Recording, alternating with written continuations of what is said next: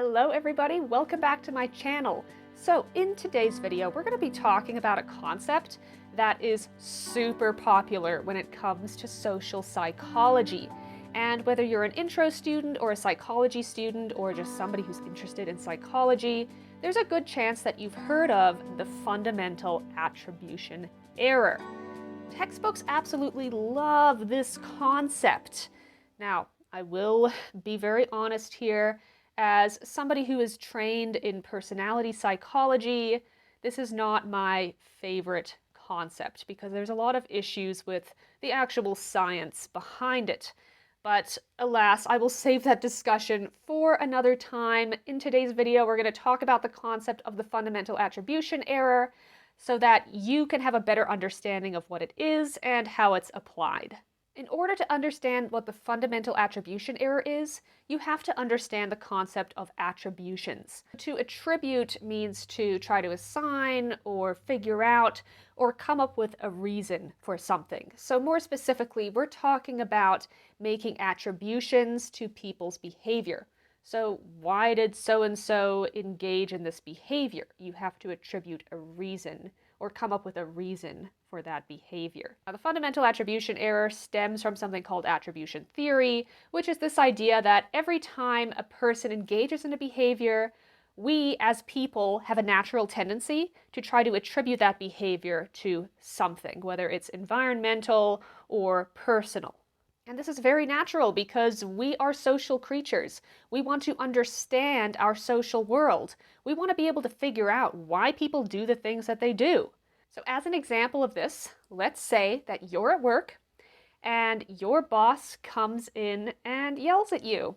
Well, that's not very pleasant, is it? Nobody likes being yelled at. It's awful. Now, there are different things, different causes that you could attribute your boss's behavior to. So for example, you might say, oh, my boss is yelling at me because he's a huge jerk. He always acts like this. He's just unreasonably angry. It says something about his character because he's just such a sucky person, and so on and so forth. You could also attribute his behavior to something about the environment. Oh, maybe my boss was just really stressed out today. Maybe he was in a bad mood. Maybe something happened in his personal life. Maybe it's because, I turned in that report really late and now he's in trouble. It could be whatever kind of reason. But there are different causes that you can attribute his behavior to, whether it's more environmental, so something that has happened to him, or something about his character specifically. Now, there are two main types of attributions that the fundamental attribution error focuses on. The first type is a dispositional attribution. So this is whenever we attribute somebody's behavior to something about them, something about their own character or their own personality. So in the example of your boss, if you were to say, he yelled at me because he's just an awful person and he's really disagreeable and not very nice, that would be a dispositional attribution because it's saying something about the person themselves. The second type of attribution is called a situational attribution. This is when you attribute somebody's behavior to something about the environment or the situation that they find themselves. So in the example of your boss, if you were to say, my boss yelled at me because he's stressed out, because I got that report in late, because he was just in a bad mood, that would say something about the situation or the environment that your boss is in. So that would be a situational attribution. So if you're still having trouble understanding these two types of attributions, let's look at another example.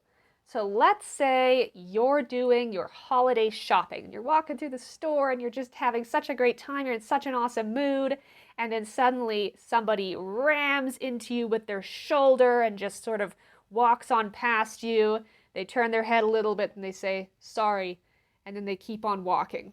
So there's a couple different ways that you could interpret this person's behavior. You could make a dispositional attribution about this person and say, wow, that was super rude. There is plenty of room in this store. There's room for everyone. And they just rammed into me and then didn't even apologize properly. Wow, this person is just so rude. What a jerk.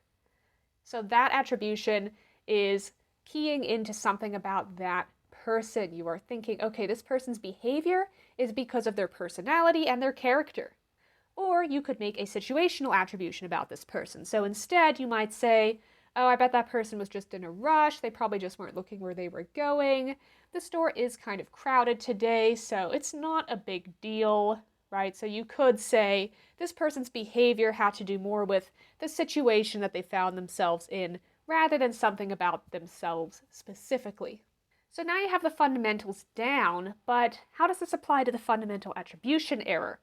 Well, basically what the fundamental attribution error says is that when we are encountering some kind of a socially undesirable behavior, such as in the case of your boss yelling at you, or that person in the store bumping into you, we tend to attribute these types of behavior, so socially undesirable behavior, to something dispositional about the person rather than situational. So if somebody does something that is inherently dislikable or very unsociable, you're going to be more likely to say, oh, that person's a jerk, oh, that person's rude, compared to, oh, that person was just probably really stressed out, or maybe something happened, or they were in an unusual situation.